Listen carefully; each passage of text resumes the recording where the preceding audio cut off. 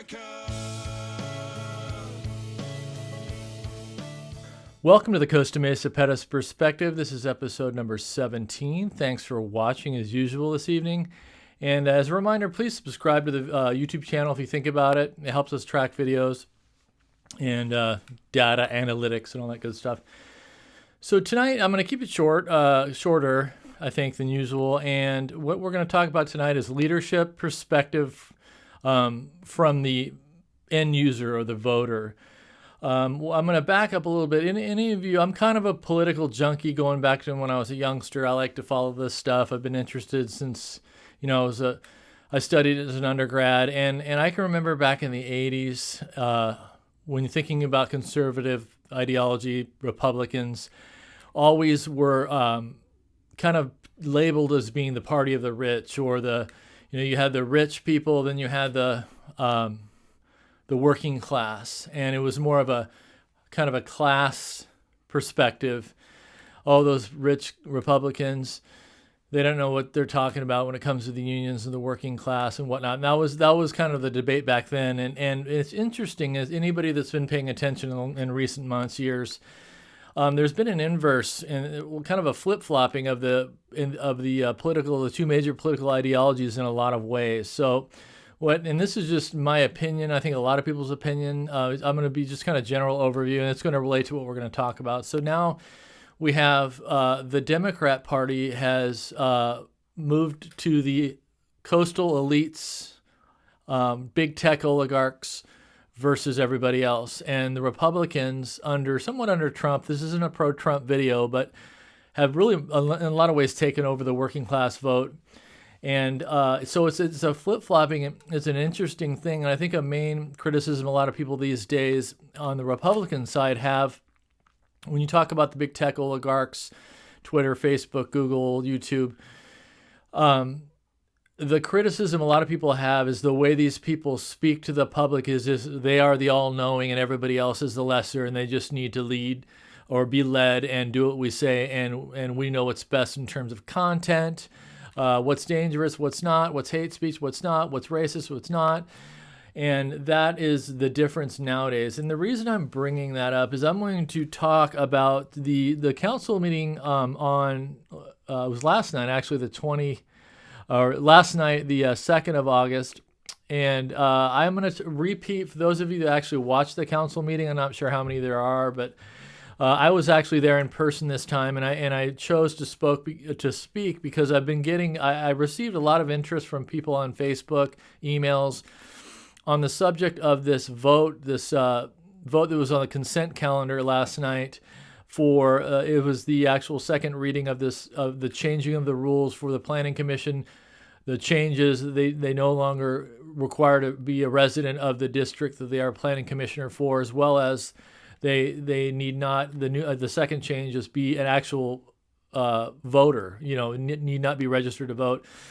So that was what was on the agenda, and it wasn't the reason I went there. And if you watch, I do say this, I wasn't there to try and change their minds on the vote. I was relatively certain going in that it was baked in the cake. They were going to vote the changes to be made, and as it was. And the reason I was there, though, to talk was I had a lot of interest from people regarding the perception of Jeff Harlan and how, not only Jeff Harlan, but mostly about Jeff Harlan, actually Andrea Marr and maybe some Arliss Reynolds in there. It's just the way they spoke about their defense of wanting to change the rules came across in a way that did not sit well with many people that I talked to. What I'm going to do is, so the quote, what I'm going to read is from the council meeting. These are direct quotes from Jeff Harlan on the video, on the council meeting from the 20th of July. And it was his turn to talk about why he was in favor of removing these rules. So he opened with, he was basically quoting a quote. There was somebody he respects a lot, that is a former planning commissioner.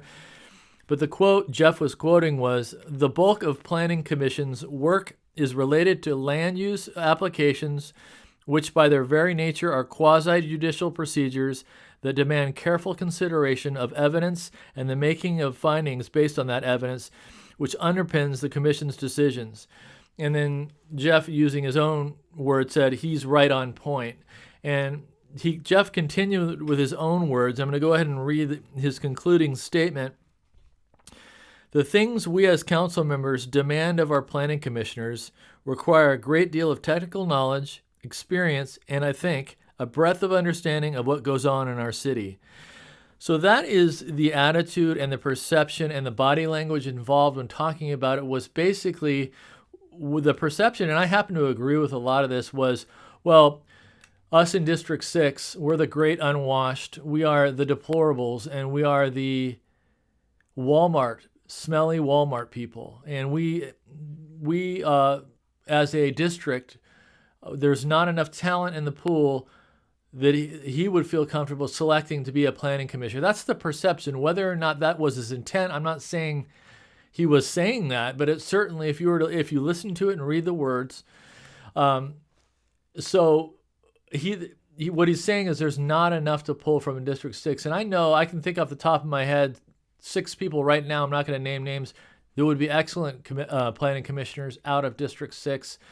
So to me, this is not a reason why you should change the residency requirement. And it is also offensive, and it comes off, quite frankly, as very arrogant and very coastal elitist-like. And that's the problem many people are having with it. Again, it's just something that I wanted to talk about. I see this in many other. It's kind of it's part of the problem is that it's the 6-1 majority on the council up there. So there's no incentive for them to really govern to the middle. I think the only solution to this kind of an attitude, generally speaking, would be to balance the council out. And so I think that's the answer, is we're gonna vote with our feet. So my intent, one of the reasons of joining the CMRA, whether or not I run in 2024, there's 2022s coming up. I'm going to make it a focus to get people, the qualified people at, water, sanitary, council seats that are up. So I'm making it a mission of mine to help balance the council out. So that way the city can feel heard. And it's important to me that attitude gets squashed, because it needs some squashing. And he was mad dogging me pretty hard at the council meeting when I was looking at him in the eye the whole time I spoke. Wasn't there to try and punk him in front of everybody, but I was there. My main thing is I'm a representative of District 6 first. That is my main concern. I told him so. I'm advocating for the silent majority, and I also did remind him he didn't get a majority, and I concede that he won. He earned that seat, and I lost. Okay, but I was second, and he didn't get a majority of votes. So I'm speaking for more than half of the people that are in District 6, and a lot of them expressed dismay by the way he comes off. And it's something to be aware of, and that's the reason I was there, talking about the folks in D6. So that is it for today. But you know what, Jeff would do well if he was kind to himself, if they were good to each other on the council, and together we could get it done. Bye for now.